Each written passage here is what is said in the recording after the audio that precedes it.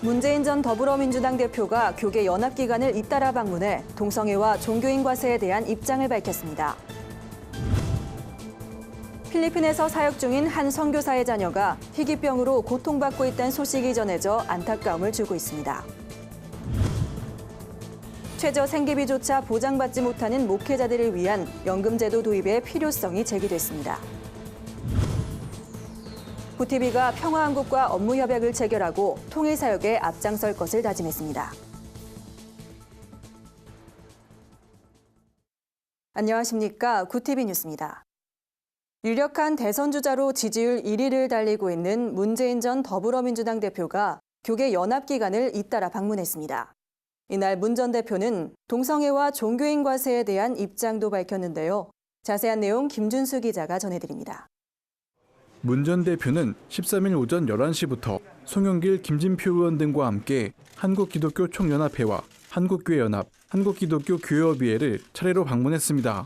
이날 대선 후보 선출을 위한 당내 경선 예비 후보에 등록한 문 전 대표는 공식적인 출마 선언을 하기에 앞서 기독교 지도자들과 만나 당부 말씀을 듣기 위해 방문하게 됐다고 말했습니다. 한기총 이영훈 대표회장은 양극화 해소를 위해 정치권이 분발해달라며 사회의 분열과 갈등이 멈춰질 수 있도록 특별히 통합을 위해 힘써줄 것을 주문했습니다. 이에 문 전 대표는 그동안 정치가 통합의 역할을 제대로 하지 못했다며 정상적이고 상식적인 나라를 만들기 위해 각별히 노력하겠다고 화답했습니다. 이후 비공개로 진행된 대화에서 동성애에 대한 입장을 알려달라는 질문에 문 전 대표는 동성애를 지지하진 않지만 성소수자라고 해서 차별을 해서는 안 된다고 생각하고 있다고 답변했습니다. 이어 한교원 정서영 대표회장을 만난 문 전 대표는 내년 1월 1일부터 시행될 종교인 과세에 대해 교계가 걱정하지 않도록 노력하겠다는 입장을 전했습니다. 마지막 일정으로 교회협을 찾은 문 전 대표에게 김영주 총무는 민주화를 위해 애쓰는 여러분들에게 존경의 마음을 갖고 있다며 국민에게 충성을 다해달라고 격려의 말을 전했습니다. 구티비 뉴스 김준수입니다. 골수세포의 기능이 저하되고 조혈 기능에 장애를 일으키는 것을 범혈구 감소증이라고 합니다. 필리핀에서 사역 중인 이병우 선교사의 딸 하민이가 바로 이 희귀병과 싸우고 있는데요. 하민이는 현재 병세가 악화돼 골수 이식을 앞두고 있는 상태입니다.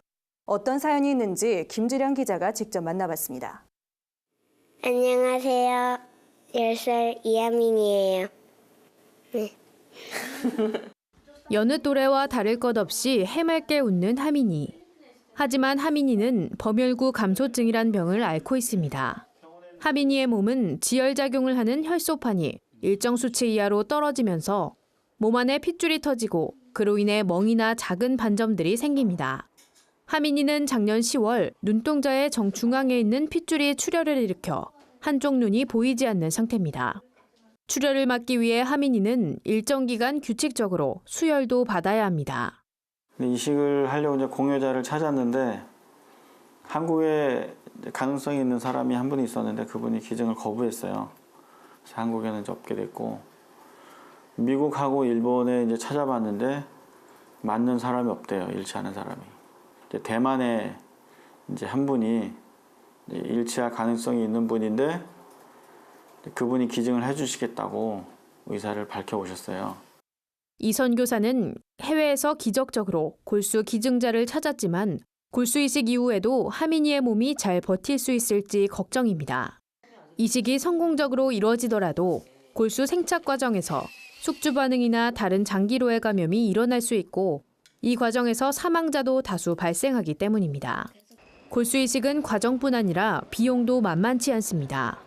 환자는 기증자의 건강검진과 입원 비용, 골수 운반 비용인 약 2,500만 원을 지불해야 하고 이식 수술 이후에도 환자의 입원과 치료 비용 등 수천만 원을 감당해야 합니다. 선교관이 필요하거든요.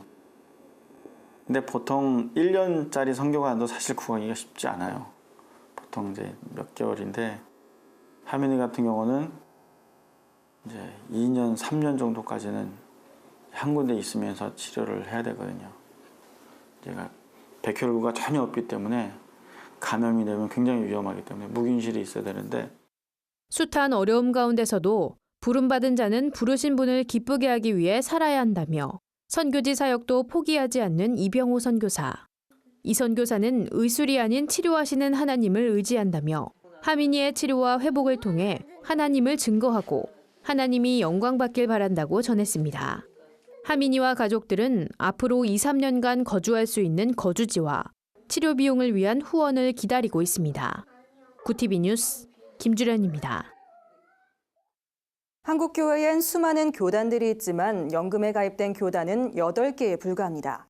한국교회 80%가 미자립교회인 상황에서 목회자들은 낮은 사례비를 받으며 막막한 노후를 맞이하고 있는 실정인데요. 교단 특성에 맞는 연금제도 도입의 필요성이 제기됐습니다. 한현희 기자의 보도입니다. 최근 발표된 조사에 따르면 개신교 목회자 월 평균 수입이 202만 원으로 집계됐습니다. 2017년 4인 가구에 필요한 법적 최저생계비의 75% 수준입니다. 수입이 50에서 200만 원 사이에 있는 목회자도 24%나 됩니다.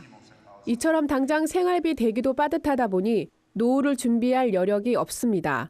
대다수 목회자들은 은퇴 후 어려움으로 경제적 곤란과 건강 악화를 꼽고 있습니다. 노후 대비 수단으론 교단 응급제도에 기댄다고 답했습니다.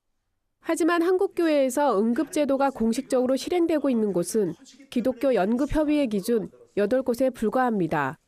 예장합동, 통합, 감리교 등 대부분 대형 교단들입니다.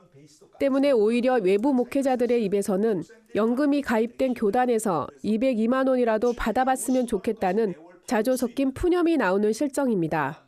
최저생계비를 보장받을 수 있는 각 교단의 연금제도 도입이 시급한 이유입니다.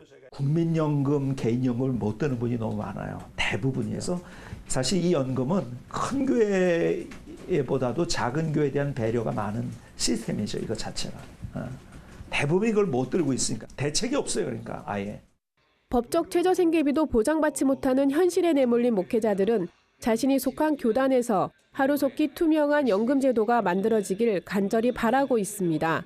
이런 가운데 기독교 한국침례회는 미국 남침례회의 연금제도를 참고해 투명성을 담보한 은퇴 목회자 연금제도를 올해 시행한다고 밝혔습니다. 우리 교단의 사이즈로 볼 때 최대 400교회가 400명이 넘을 거라고 생각하지 않아요? 제가 생각했던 예상대로 줄 수 있는 그런 것들이 다 계산은 거의 우리가 끝났습니다. 그런 것들이. 그러니까 완벽한 투명성 있는 시스템을 만들어 놓는 게 제 목표예요. 일평생 하나님의 사역을 감당하고 내려오는 은퇴의 자리가 모든 사람들의 축하를 받고 평안한 쉼의 자리가 될 수 있도록 교단들의 진지한 고민이 필요해 보입니다. 구티비 뉴스 한연입니다. 구티비와 사단법인 평화한국이 업무 협약을 맺고 통일시대를 준비하는 데 적극 협력키로 했습니다. 평화한국 상임대표 허문현 박사는 구티비와 협력해 시대적 과제인 통일을 이루고 하나님 나라를 땅끝까지 전하는 데 최선을 다할 것이라고 말했습니다. 구티비 김명전 사장은 우리가 밝은 미래를 꿈꿀 수 있는 것은 통일이 될 것이란 희망과 하나님이 북한 땅을 절대 포기하지 않으실 것이란 믿음이 있기 때문이라며 복음 통일을 향해 나아가는 동역자가 되길 소망한다고 밝혔습니다.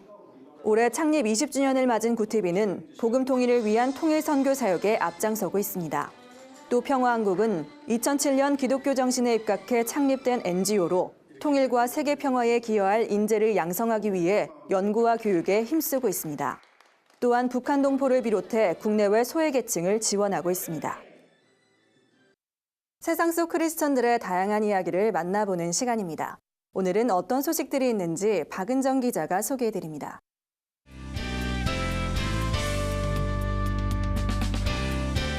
네포난의 교회입니다. 오늘 소개해드릴 주인공은 우리의 영원한 뽀시기 아저씨 이용식 씨입니다. 이용식 씨는 지난 5일 MBC 휴먼 다큐 사람이 좋다 프로그램에 출연해 가족과 함께하는 단란한 일상을 공개했는데요. 특히 이용식 씨의 못 말리는 딸 사랑이 눈길을 끌었습니다. 딸 수민 양과 함께 데이트를 하며 남다른 부녀 사이임을 드러냈는데요. 과거 이용식 씨는 심근경색으로 쓰러져 많은 사람들을 놀라게 했었죠. 이 씨는 당시를 떠올리며 딸의 기도로 살아날 수 있었다고 고백하며 딸에게 고마움을 전했는데요. 꼭 손꼭 잡고 하나님 그래. 하나님 우리가 건강하고 안 아프게 해주고 어려운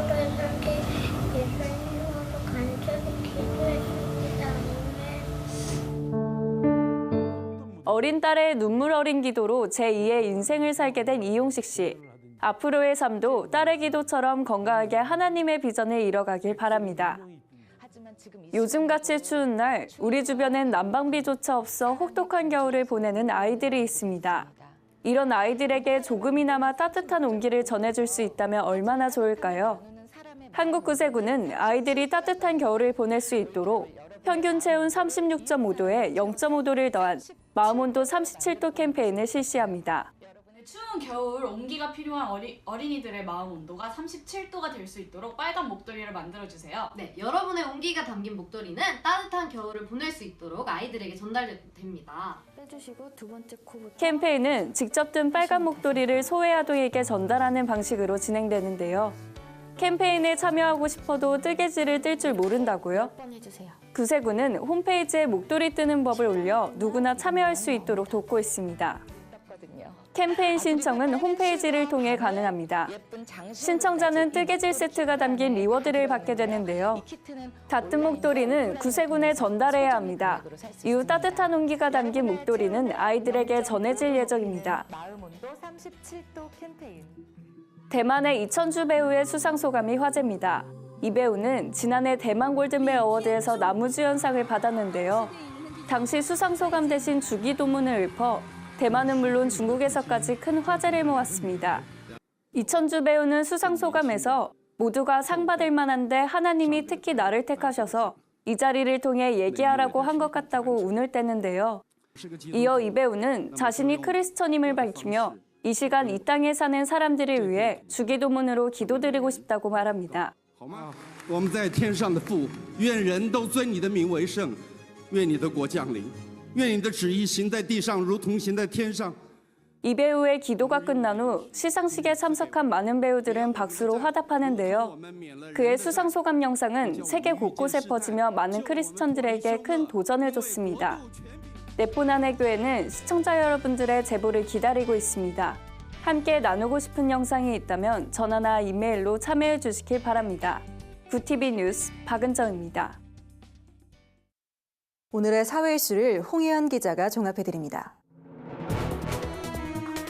오늘의 이슈 포커스입니다.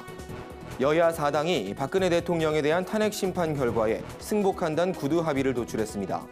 각 정당 원내대표들은 정세균 국회의장과 회동을 갖고 이같이 결정했습니다. 이에 따라 헌재 결정에 대한 불복운동 등 정치권이 우려했던 사회적 혼란은 피할 수 있을 것으로 보입니다. 바른정당 조우영 원내대표는 이번 합의는 앞으로 국론 분열과 갈등을 야기하지 말자는 의미가 담긴 것이라고 설명했습니다. 한편 자유한국당을 제외한 야3당은 이날 선거 연령을 18세로 하향 조정하는 선거법 개정안을 처리하되 실제 적용은 오는 2020년 21대 총선부터 하자는 공감대를 형성하기도 했습니다. 미국과 일본에 이어 중국도 북한의 탄도미사일 발사를 규탄하고 나섰습니다. 중국 외교부는 북한의 탄도미사일 시험에 분명히 반대한다며 명확한 의사를 밝혔습니다. 외교부는 북한에 추가적인 조치를 할 건지에 대해선 근본적으로 북한 미사일 문제는 미국과 북한, 한국과 북한의 문제라고 선을 그으면서도 다만 이 문제에 대해선 우리도 책임감을 느끼며 미국 등 다른 국가와 협력해 평화적이고 안정적으로 해결해 나갈 것이라고 말했습니다. 중국은 특히 북한의 이번 도발로 한국이 사드의 필요성을 더 강하게 주장할 것이란 관측에 대해 사드와 북한의 미사일 실험은 별도의 문제라고 일축했습니다. 한국전력이 지난해 말 주택용 전기요금 누진제를 완화했지만 일반 가정의 전력 사용량은 큰 차이가 없었던 것으로 나타났습니다. 지난해 12월 주택용 전력 사용량은 5,602기가와트시로 전년 같은 달에 비해 0.7% 늘었습니다. 전력 사용 가구 수가 총 31만 가구 증가한 점을 고려하면 사실상 사용량은 그대로인 셈입니다. 이는 누진제 완화가 전력 수급에 문제를 줄 것이란 일부 전문가들의 관측을 피해간 지표입니다. 이에 대해 주영환 산업부 장관은 누추위와 이상 한파 등 돌발 상황에 대비해 2월에도 긴장을 늦추지 말고 수급 관리에 만전을 기해달라고 당부했습니다. 구TV 뉴스 홍우연입니다. 주요 단신입니다. 신천지 대책전국연합이 최근 발표한 신천지 동향 분석 보고서에 따르면 지난해 신천지 지파 가운데 가장 높은 성장률을 보인 곳은 인천 지역의 마태 지파인 것으로 나타났습니다. 그 다음으론 강원 충북 지역의 빌립 지파, 경북 지역의 다대오 지파 순이었습니다. 신천지 지파의 평균 성장세가 점차 둔화되고 있지만 매년 3만 명 이상이 신천지 교육을 받고 있어 주의가 요구됩니다. 한국 컴패션이 오는 18일 아주 특별한 졸업식을 개최합니다. 한국 컴패션이 후원하는 전 세계 26개국 12만 명 어린이 중 807명의 어린이가 성인이 돼 이들을 위한 졸업식을 준비한 겁니다. 서정인 대표는 후원 어린이의 졸업은 컴패션의 가장 빛나는 결실이라며 어린이가 가난을 이길 수 있도록 끝까지 함께한 후원자들이야말로 진정한 챔피언이라고 전했습니다. 한국 YWCA 연합회가 정론지 여세 4호에서 지난 한 해 한국 사회를 뜨겁게 달궜던 여성 혐오 현상에 대해 분석했습니다. 특히 여성 혐오 현상이 한국 교회 안에서 어떻게 나타나고 있는지 살펴보고 기독 여성들은 이 문제를 어떻게 극복해 나갈 것인지 대안을 제시했습니다. 라이프 오프 기독교 자살 예방센터가 자살 예방 무지개 기초 전문 교육 강사 과정을 진행합니다. 자살 예방 무지개 기초 과정은 20일부터 시작되며 과정 수료 시 2급 수료증 및 강사증이 제공됩니다. 기초 과정 수료자를 대상으로 진행되는 전문 과정은 23일부터 이틀간 열릴 예정입니다. 이상으로 뉴스를 마칩니다. 구티비 뉴스는 인터넷 신문 데일리 굿뉴스를 통해서도 보실 수 있습니다. 시청해주신 여러분 고맙습니다.